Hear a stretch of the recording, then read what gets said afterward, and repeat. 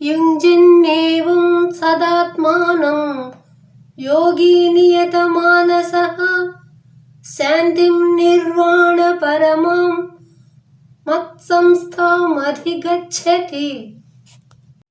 మనోనిగ్రహం గల యోగి ఈ ప్రకారంగా ఎప్పుడూ మనస్సును ఆత్మధ్యానమందు నిలిపి నాయందు ఉన్నటువంటి పరమానంద రూపమైన శాంతిని పొందుతున్నాడు అని శ్రీకృష్ణుడు అర్జునుడికి చెప్పెను.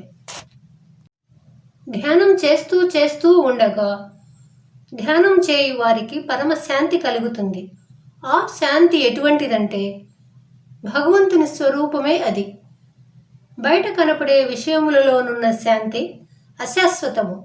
కాబట్టి మహనీయులు శాంతి కొరకు బయట వెతకకుండా తన హృదయంలోనే పరిశోధించి శాంతిని పొంది ధన్యులైనారు.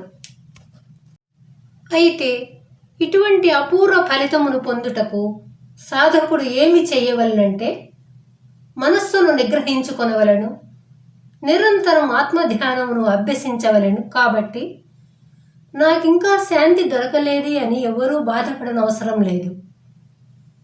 భగవానుడు ఈ శ్లోకంలో చెప్పిన విధంగా పాటిస్తే శాంతి లభిస్తుంది.